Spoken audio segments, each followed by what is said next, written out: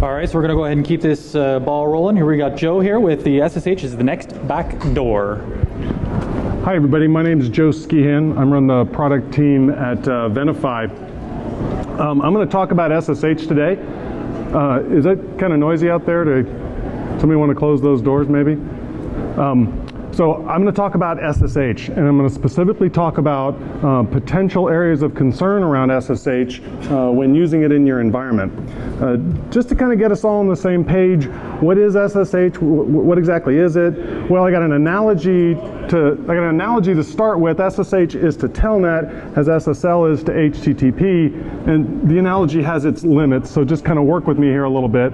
But for web traffic, we had HTTP, and essentially we took an unencrypted set of an unencrypted transport, and we added SSL to it to provide encryption so that the data could not be snooped on the wire, and we provided authentication so that when I go to my bank, I actually know that I have reasonable confidence that I'm actually talking to my bank when I do that.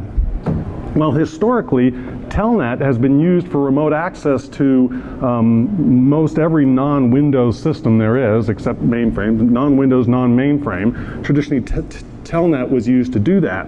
And now, SSH is used to do that. And again, I'm not suggesting that SSH encapsulates Telnet or anything like that. It's not the case. But SSH is now used to provide the same functionality. And with it, I get encryption and I get an authentication as well. It's very different authentication and it's very different encryption, and we'll talk about those pieces. But just to provide a basis, okay, we are replacing what used to be remote access over Telnet with something new, essentially, which is SSH. And where is it used? So SSH is used anywhere you need remote access. That could be a user that needs remote access to perform some operation. It could be administrators. And in fact, many things in the world are administered via SSH. And you could play with percentages, but let's say a very large numbers of things in the world are administered through SSH. And then applications. There are a number of applications that people use that may be using SSH underneath them, whether you're aware of them or not. And then the other half of that, though, or the other portion of that, is server-to-server communication. And in these cases, these are servers communicating with other servers, performing some kind of automated activity. In working with our customers, mostly large financial organizations, large telecom, those kind of companies, they let us know that about 90 to 95% of all SSH communications is actually automated communications. It doesn't involve a person typing at a keyboard. It involves two systems communicating without anyone else involved.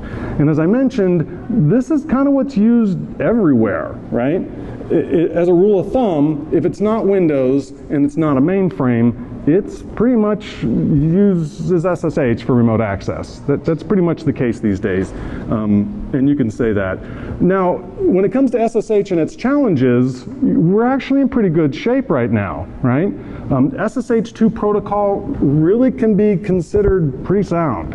Right? That's not the case with SSH1, and I'll talk about that in a minute, but SSH2 is actually in very good shape. The mechanism they use for key exchange, the Diffie-Hellman stuff, there's some really nice things in it that can let you sleep more peacefully at night. And OpenSSH as an implementation, you know, if you look back at the history of security-related defects in OpenSSH, you know, it's in a lot better shape than many other applications that are out there.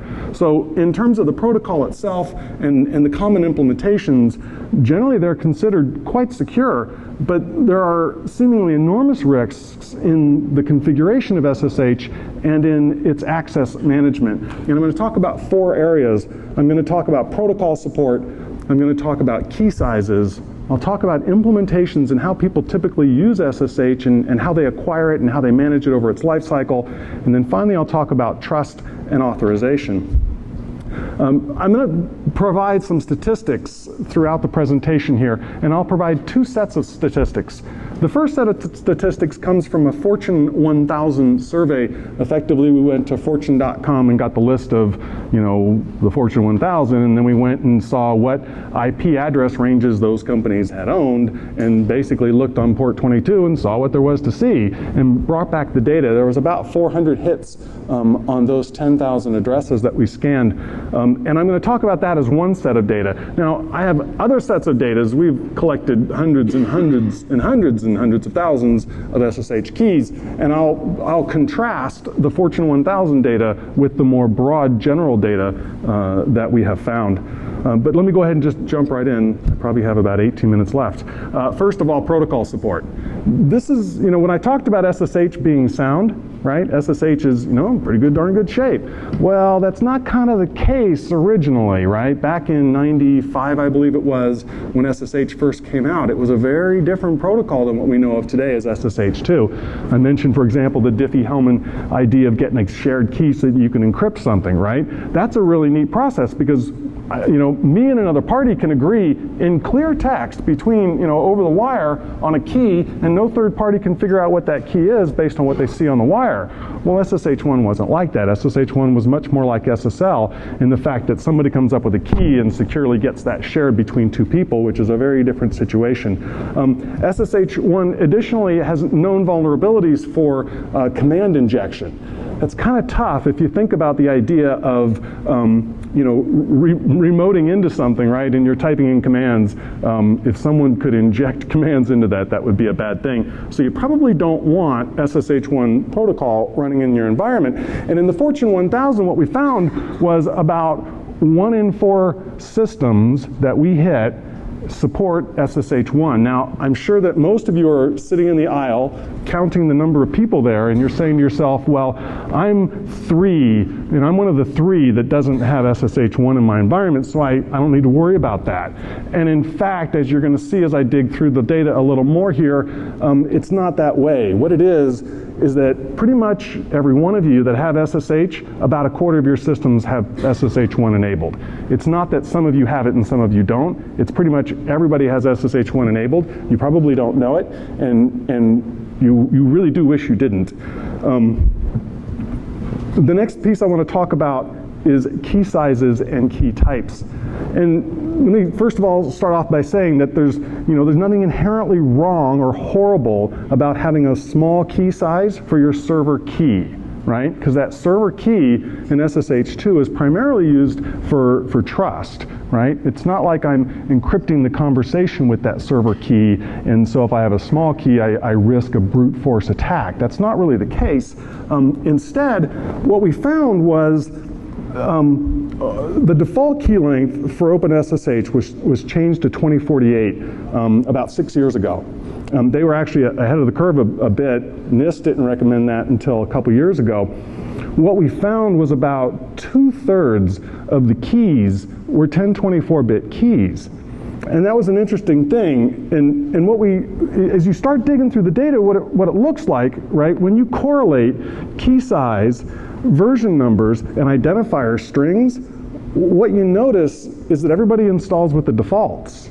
Nobody chooses things that aren't defaults. I say nobody. 99%, from what I can tell, of people that install this, or systems that they received, they were installed in a default configuration and never touched. And if what that means is it's got a 1024-bit key, 1, it means it's probably about 5 years old, maybe older, and 2, it means that user keys for authentication probably were using the same default key size and are probably 1024-bit keys. And that could be a problem. We'll talk about authorization later on towards the end of the slide deck. But if I've got 1024-bit keys being used for authentication, then I do have concern about brute force going against those keys for access. The last point down here is RSA-1 keys, and again, as I said earlier, there's nothing inherently wrong with an RSA-1 key. It's a little different than an RSA key, but it's what points to SSH1, right? So when you see an RSA-1 key, you want to go look more carefully and find out if there's SSH1 there as well, because that, as we talked about on the previous slide, wasn't such a good idea. So here's what the data looks like.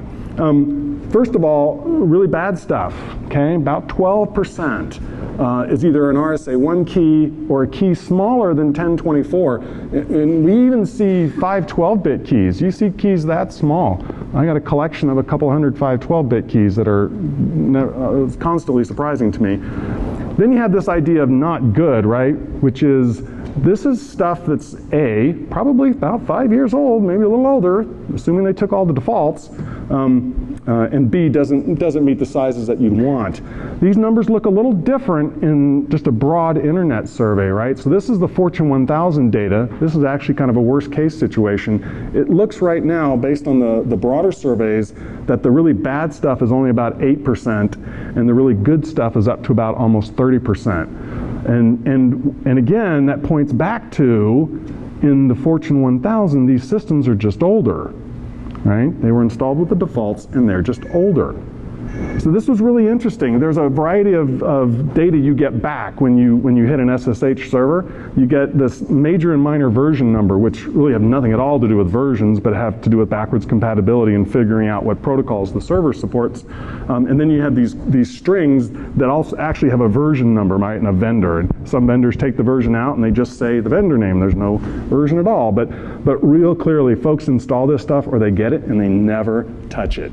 And when people get something and never touch something that relates to security, it suggests to me, I think, that people either don't understand SSH or just aren't up to speed on security practices.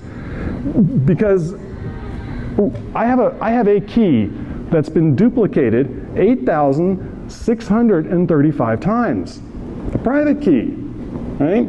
So as we do these surveys and we go look out, we find duplicate private keys. That's still never-endingly shocking to me. And in fact, about 45% of the keys we find are duplicated. So some vendor has shipped some appliance, this particular example is an appliance, this appliance with pre-generated keys, and they're the same pre-generated keys all over the place. Now, the one risk I do have with losing an SSH server key is I risk a man-in-the-middle attack, right?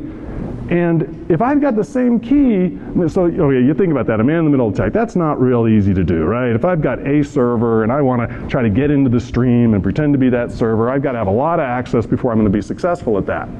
But if I've got the same key on tens and tens of thousands of devices out there, well, now it's kind of easy to end up in a coffee shop with an access point and start figuring out people's passwords, because your sample size is so much larger. You have so much more opportunity to get into something there. Also, password-based authentication outside the firewall. You know, that combined with duplicate keys and a man-in-the-middle attack, you know, that's a bit of a scary thing, and that's something that might keep you up awake at night. The last area I want to talk about is trust and authorization. Trust and authorization when it comes to SSH works in two ways. One, there are clients trusting servers. Okay? Essentially, when I go to my bank, right, I type my bank, and through the nature of SSL and this sense that credentials are being presented to me that contain data about who and what they are, and that is indicated to me that somebody else has validated this. Someone that I trust validates this. That's SSL, right? Well, in SSH, it's not quite the same thing. In SSH, you know, I come into a server, and I hit a server for the first time, and I don't trust that key. Well, I get a dialog that shows me the fingerprint of the key, and it asks me if that's okay. And nobody knows if that's okay. Nobody's comparing that to anything, right? These users they get a dialog up there, they hit OK, so the dialog will go away. But now you've permanently trusted that. That's like somebody knocking on your door and saying, "Hi, I'm from your bank. You want to open an account with me?" And you're saying, "Sure, okay." Because that's kind of how it happens. Now you can get around that, right? And you can manage that. The second part is key-based authentication. If I have an automated system, right, one server talking to another server in automated fashion, there's nobody there to trust a key, and there's certainly, I don't want to put passwords in my scripts that are running these automated communications, so I can use key-based authentication. This is really neat. I got a key pair, I've got the private key, and my public key is associated with an account on a server somewhere. And when I hit that server and demonstrate that I have the private key, I'm logged in. Period. That's that. As long as you have the private key, you get into the account. That's how SSH works. So let's kind of walk through this and what the problem is. Well, first of all, this whole server trust model is all dependent upon the accurate distribution and maintenance. And that means you got to deprecate these keys too. You got to rotate these keys. But I have to distribute previously the server's public key to any client that's going to access that server. I put it in a file called known hosts, and now every time my client hits that server, I can verify, as long as the server's address hasn't changed and the key's the same, the address and the key, they match up, I trust that server.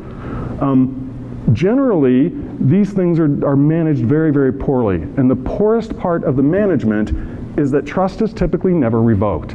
Again, as we've worked with our customers and looked at this data, what we found is that trust is always additive. You always add more things to trusted keys, and none of them ever go away. So when that server's taken offline and goes away, it's gone, well, that trust still exists. And anybody wants to go find that server that's gone and go find that private key, since that server's not in use anymore, well, you're trusting them. Explicitly, you're trusting them. The other half of that, again, is authentication, public key authentication. And this is a best practice for automated communications because, again, you don't want passwords in all your script files, right? But it requires that each client have a key pair and that the public part, the public key, be distributed to all the accounts where it's supposed to be on all the hosts, right? It works beautifully. The problem is there's no rigorous management of this stuff going on in the world, not that we've found in our customers. So let's kind of walk through what this looks like.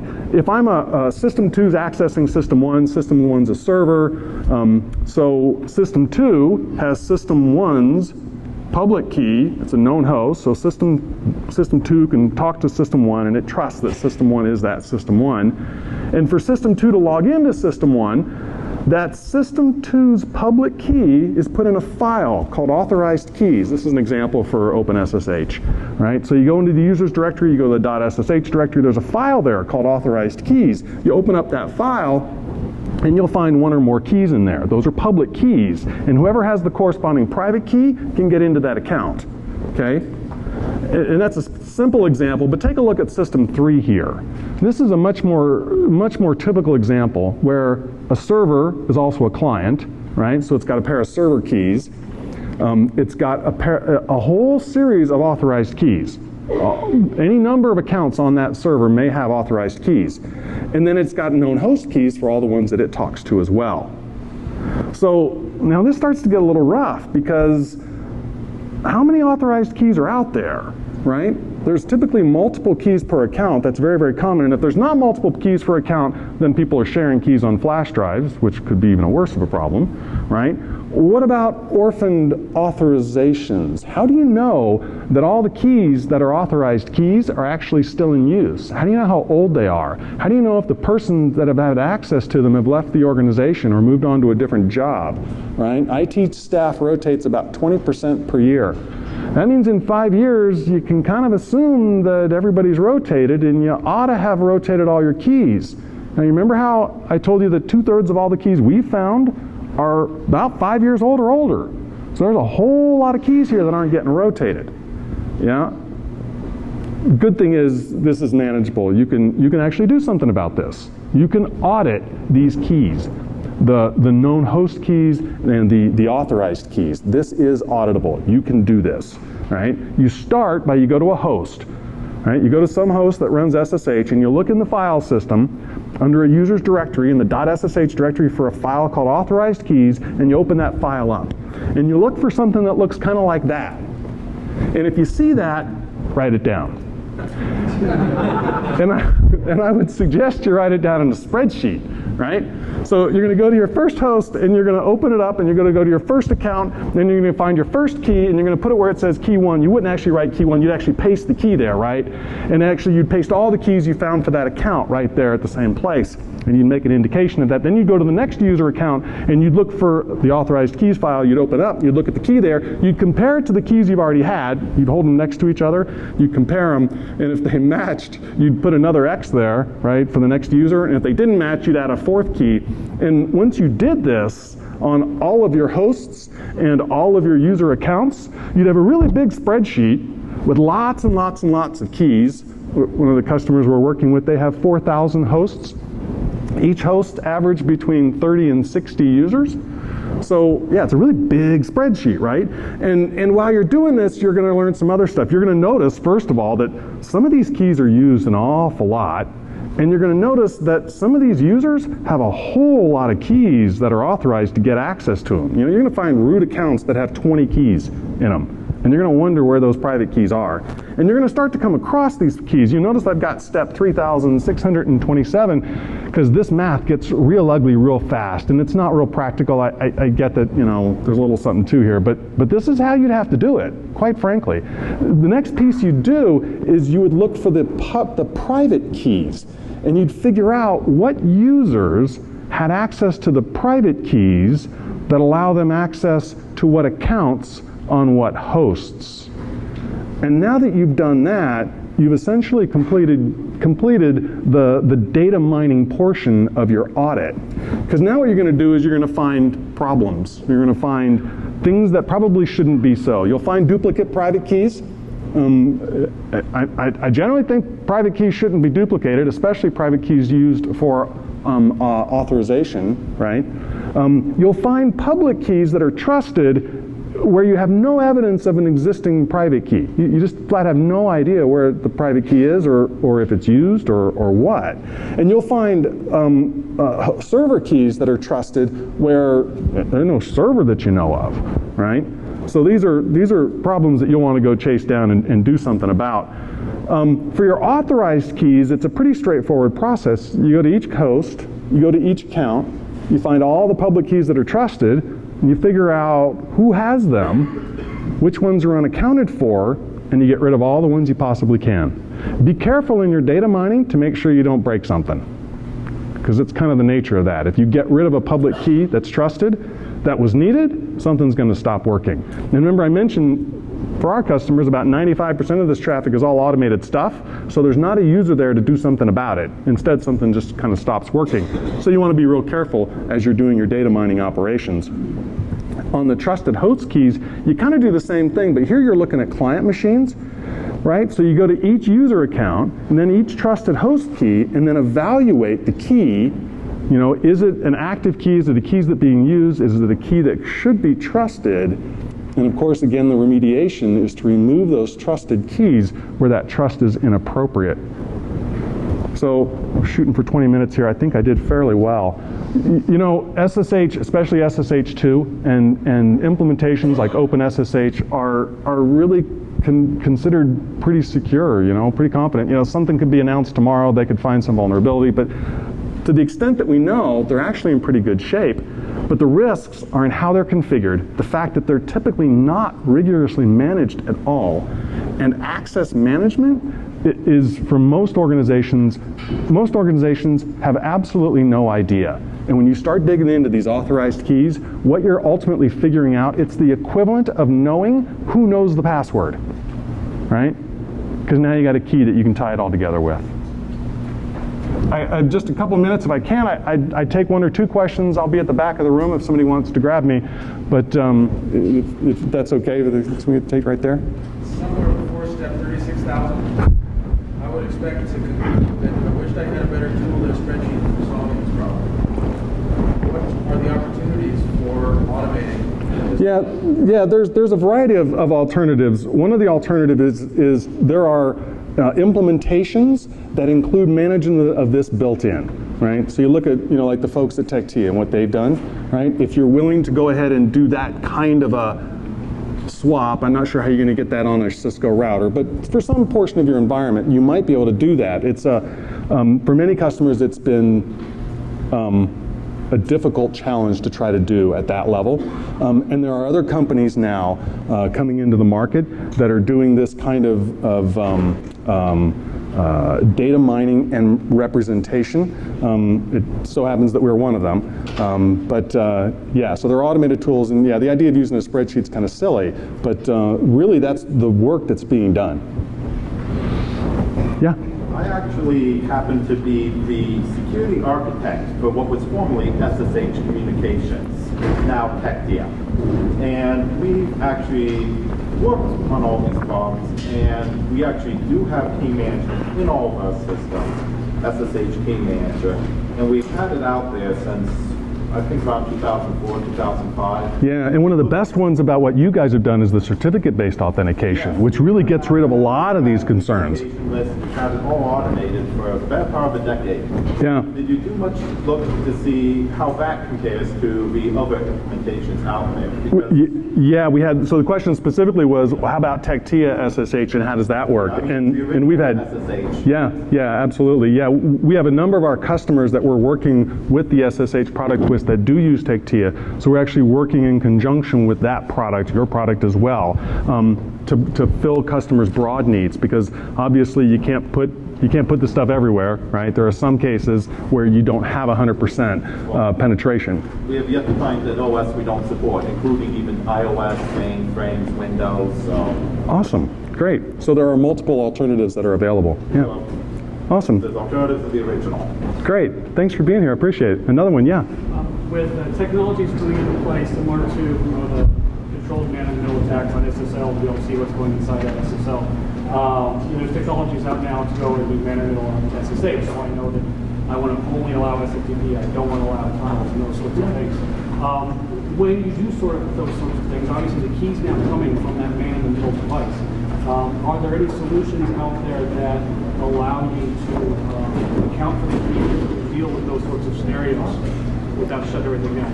I understand Tectia does to some degree, yes. And again, my concern is not everything's running that cloud. You don't, whether I like it or not, I've got other SSH products out there, right? So I'm looking for more of something to help identify,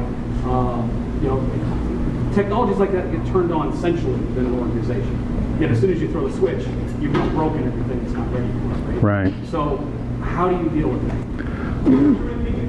Yeah, the question was kind of extensive there. I don't know if you want to come on up afterwards maybe, or if you want to dig into it now, or why don't you come on up afterwards and we'll dig in. Okay. Awesome. Thanks a lot, everybody. I really appreciate y'all being here today.